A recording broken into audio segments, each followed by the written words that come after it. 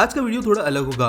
Infrastructure, economy, इन चीजों के बारे में हम बात नहीं करेंगे, लेकिन ये चीज जानेंगे कि देश के अंदर हर एक स्टेट का नाम कैसे पड़ा और उसकी क्या हिस्टोरिकल स्टोरी है।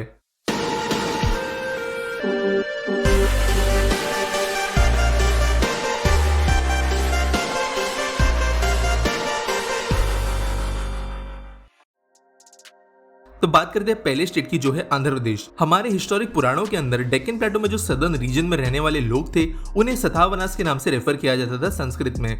इन्हें बाद के पुराणों में आंध्रास के नाम से रेफर किया गया और जहां पर ये लोग रहते थे वो जगह का नाम पड़ा आंध्र प्रदेश।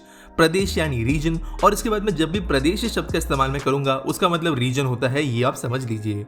अगला स्टेट है अरुणाचल प्रदेश। अरुण यानी सूर्यदेव, ये आप में से ज्यादा लोग जानते होंगे। और यहाँ पर जिस अरुण की बात हो रही है वो सुबह के समय जो लाल येलो कलर का सूरज हमें देखने के लिए मिलता है, उस वाले अरुण की यहाँ पर बात हो रही है। और हिमालयास के ऊपर जब लाल कलर का सूरज रिफ्लेक्ट होता है सुबह के टाइम पे, और उसके आंचल या आप कह सकते हो प्रोटेक्शन में जो स्टेट बसा हुआ है वो है अरुणाचल प्रदेश। अगला स्टेट है आसाम। आसाम, असामा इस शब्द से आता है जो एक्सटेंट हो चुकी होम लैंग्वेज का एक वर्ड था। आसामा का मतलब होता है अनराइवल्ड, जिसको कोई भी मैच नहीं कर सकता, उसके लेवल तक कोई भी पहुंच नहीं सकता। तो आसाम शब्द यहाँ से आया। Bihar, Bihar one of the most ancient states है हमारे देश का, और पाली भाषा में विहार इस शब्द से बिहार उत्पन्न हुआ। विहार का मतलब होता है निवास, घर, होम, यानी बिहार का सिंपली नाम घर है। अगला स्टेट है छत्तीसगढ़। इसके नाम की हिस्ट्री 100% क्लियर नहीं है, अलग अलग थीरीज है, लेकिन कोशला डायनेस्टी के बाद में छत्तीसगढ़ी देवी का मंदिर जो यहाँ पर बसा हुआ है, उसके अंदर से इसका नाम डिराइव किया गया है। ये मोस्ट पॉपुलर थियरी है। जबकि दूसरी थियरी ये है कि यहाँ पर 36 जो फोर्ट्स या गढ़ बसे हुए हैं, उनमें से छत्तीसगढ़ ऐसा नाम स्टेट का रखा गया।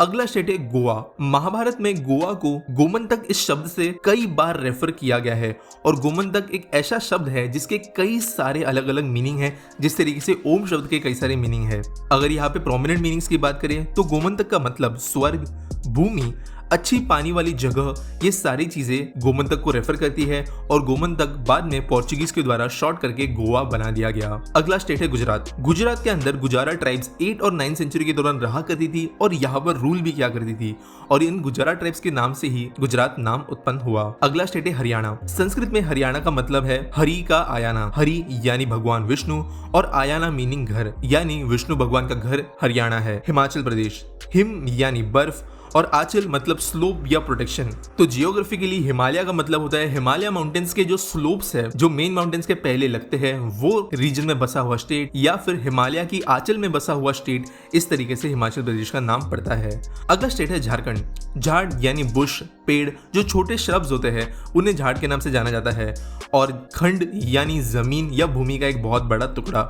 यहाँ पर जिस तरीके से फॉरेस्ट फैले हुए हैं, कई सारे झाड़ एक बहुत बड़े एरिया में फैले हुए हैं, इसी से नाम पड़ा झारखंड। अगला स्टेट है कर्नाटका। इस स्टेट के नाम के पीछे भी क्या हिस्ट्री है ये डिबेटेबल है, लेकिन सबसे ज्यादा वेल एक्सेप्टेड थ्योरी की अगर हम बात करें तो कर्नाटका करु यानी एलिवेटेड या ऊंचाई पर बसा हुआ रीजन, जो डेक्कन प्लेटो को रेफर करते हुए यहाँ पर बताया गया है, और नाडु जो द्रविडियन भाषा में जमीन इस शब्द का मतलब है। इन दो चीजों को कंबाइन करते हुए कर्नाटका ये स्टेट बना है, ऐसा कहा गया है, यानी एलिवेटेड जमीन पर बसा हुआ राज्य। अगला स्टेट है केरला। केरला का मतलब मलयालम में कोकोनट होता है, और मलयालम में जो आलम है इसका मतलब लैंड होता है या फिर कोई जमीन। तो इसलिए केरला को लैंड ऑफ कोकोनट्स के नाम से भी जाना जाता है, और इसी से इसका नाम पड़ा। अगला स्टेट है मध्य प्रदेश। यहाँ पर ज्यादा कुछ एक्सप्लेन करने के लिए नहीं है। मध्य प्रदेश यानी जियोग्राफिकल सेंटर में मौजूद हमारा प्रदेश। अगला स्टेट है महाराष्ट्र। कई लोग महाराष्ट्र को महा स्टेट या फिर एक ग्रेट स्टेट के नाम से रेफर करते हैं, लेकिन हिस्टोरिकली महाराष्ट्र को 2nd सेंचुरी BC में भी रेफर किया गया है आज के नाम से। और पाली भाषा में जो बुद्धिस्ट केव्स अब महाराष्ट्र में मौजूद है, वहां पर भी महाराष्ट्र लिखा गया है। यहाँ पर हिस्टोरियंस की बात माने तो जो रथ चलाने वाले रथी होते हैं, उनके नाम से महाराष्ट्र को डिस्क्राइब किया गया है। और चाइनीज ट्रैवलर्स जो 7th सेंचुरी में महाराष्ट्र में घूमकर गए थे, उन्होंने भी जो चैरियट चलाने वाले रथी होते हैं, उनके नाम से महाराष्ट्र इस नाम को रेफर किया है, यानी ये ज्यादा हिस्टोरिकली एक्यूरेट चीज हो सकती है। अगला स्टेट है मणिपुर। मणिपुर का मतलब है मणि यानी जेम्स की जगह, यानी लैंड ऑफ जेम्स, और यहाँ पर हिस्टोरिकली जो जेम्स वगैरह मिलते थे ज्वेलरी बनाने के लिए, इससे इसका नाम पड़ा। अगला स्टेट है मेघालय। मेघ यानी बादल, और मेघालय मतलब बादलों का घर। यहाँ पर बड़े पैमाने पर जो बारिश होती है, one of the wettest states है हमारे पूरे देश के अंदर, इसी से इसका नाम पड़ा। अगला स्टेट है मिजोरम। मिजो ये शब्द कई हजारों सालों से यहाँ पर रहने वाले लोगों ने खुद को दिया था, और खुद को एज मीजो पीपल वो डिस्क्राइब किया करते थे। और राम इस शब्द का मतलब जमीन होता है मीजो भाषा के अंदर, मिजोरम यानी मीजो लोगों की जमीन। अगला स्टेट है नागालैंड। नागा शब्द ना का इस वर्ड से आता है जो बर्मीज लैंग्वेज में इयररिंग्स पहनने वाले लोगों के लिए यूज किया जाता है। तो म्यांमार जो पहले बर्मा हुआ करता था, वहां की भाषा में आज जहां पर नागालैंड है वहां पर रहने वाले नाका लोगों को रेफर करते हुए इसका नाम पड़ा और इसे आज हम नागालैंड के नाम से जानते हैं। अगला स्टेट है उड़ीसा। ये स्टेट संस्कृत वर्ड ओद्रा देश से आया है, यानी महानदी और शुभ्रनरेगा नदी के बीच में बसा हुआ जो रीजन है इसे हिस्टोरिकली ओद्रा देश के नाम से ही जाना गया और ये बाय टाइम उड़ीसा बन गया। अगला स्टेट है पंजाब। इस स्टेट का नाम ज्यादातर लोग जानते हैं कि 5 नदियां होने की वजह से पड़ा है, लेकिन एक फन फैक्ट इस चीज के बारे में ऐसी है कि यहाँ पर पंज और जाब जो शब्द है ये पर्शियन भाषा में 5 और रिवर इन 2 शब्दों को रेफर करते हैं। तो पर्शियन में पंजाब का मतलब होता है 5 नदियां, और यहाँ पर जो ये 5 नदियां रेफर की जा रही है वो है 20 नदी, सतलज, चेनाब, झेलम और रवि। अगला स्टेट है राजस्थान। ये भी एक ऐसा स्टेट है जिसे महाभारत के टाइम से रेफर किया जा रहा है, लेकिन हिस्टोरिकली ज्यादातर लंबे समय तक राजपुताना राज्य के नाम से इसे जाना गया, लेकिन ब्रिटिशर्स के द्वारा इसे 18th सेंचुरी में राजस्थान या राजाओं की जगह के नाम पर जाना गया, लेकिन इसकी हिस्टोरिकल एक्यूरेसी ज्यादातर राजपुताना लोगों के लिए बनती है। अगला स्टेट है सिक्किम। सिक्किम भी 2 शब्दों से आता है, जहां पर सु इसका मतलब होता है नया और खीम इसका मतलब होता है पैलेस, और सिक्किम का मतलब है नया पैलेस टिबेटियन लैंग्वेज में। आप जानते हो कि भूटान सिक्किम एक चीज हुआ करते थे, बाद में हमें वो एनेक्स करने की परमिशन दी गई थी ताकि एक बफर जोन बने, और भूटानीज रॉयल्टीज का नया पैलेस सिक्किम में होने की वजह से इस पूरे रीजन को एज अ न्यू पैलेस के नाम से लिखा गया था टिबेटियन लैंग्वेज में। अगला स्टेट है तमिलनाडु। ये स्टेट भी डिस्क्राइब करने के लिए ज्यादा डिफिकल्ट नहीं है, तमिल लैंग्वेज के ऊपर इसका नाम सीधे रख दिया गया है और इसे लैंग्वेज के प्रेफरेंस में नाम दिया गया है। अगला और देश का लेटेस्ट स्टेट है तेलंगाना। ये वर्ड आता है त्रिलिंग देशा यानी 3 शिवलिंग वाले रीजन से।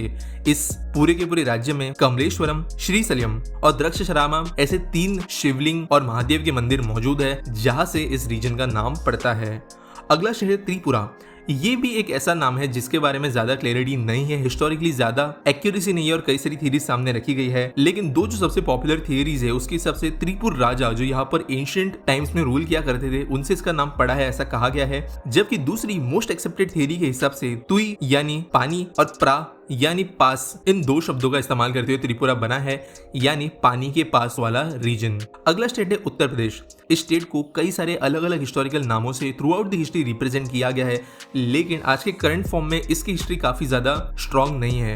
जो ब्रिटिशर्स थे इन्होंने उत्तर प्रदेश के आसपास में जो भी छोटे मोटे रीजन्स थे उन्हें कंबाइन करके यूनाइटेड प्रोविंस ऐसा नाम दिया था, जो इंडिपेंडेंस के बाद में सीधे सीधे उत्तर प्रदेश बन गया, यानी नॉर्दर्न स्टेट।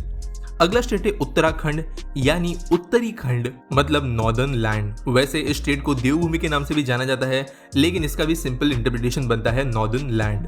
बात करते हैं अगले स्टेट के बारे में जो है वेस्ट बंगाल या बंगाल। बंगाल ये शब्द जो है वो बंगा या फिर वंगा जो एक किंगडम हुआ करता था काफी एंशिएंट टाइम्स में, जिसे महाभारत में भी कई बार रेफर किया गया है, वहां से जो ओरिजिन वर्ड वंगा है ये आया है और यही मोस्ट एक्सेप्टेड थ्योरी है। जबकि कुछ दूसरी थ्योरीज के हिसाब से बंग जो हिंद का पुत्र था और इस रीजन में एक्टिव रहा करते थे, वहां से बंग शब्द आया और अल एज अ प्रीफिक्स यहाँ पे जोड़कर बंगल इस शब्द का उत्पन्न हुआ और बाद में जाकर ये बंगाल बन गया। अब बात करते हैं हमारी यूनियन टेरिटरीज की। Andaman and Nicobar islands.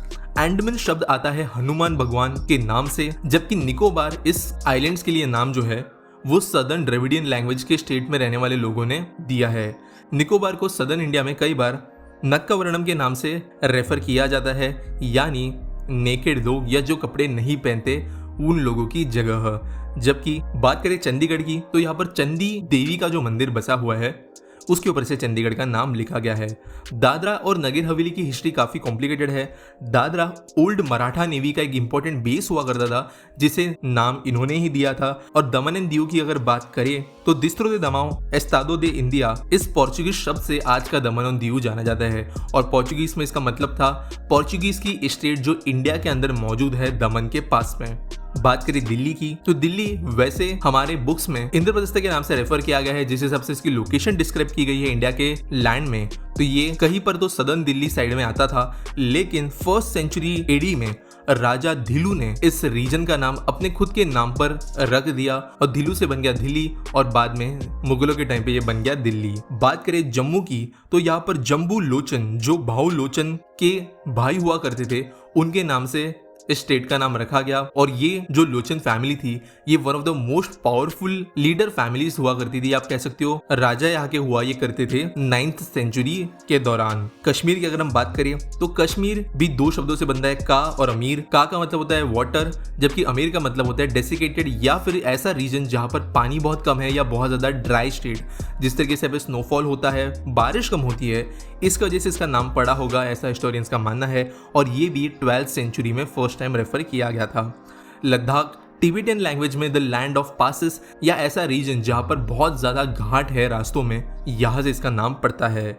लक्षद्वीप यानी 1,00,000 आइलैंड्स, जबकि अगर हम पुदुचेरी की बात करें तो ये भी दो शब्दों से बनता है, पुतु और चेरी, जिसका मतलब होता है नया और विलेज, यानी पुदुचेरी एक नया विलेज है, ऐसे इसका नाम पड़ा।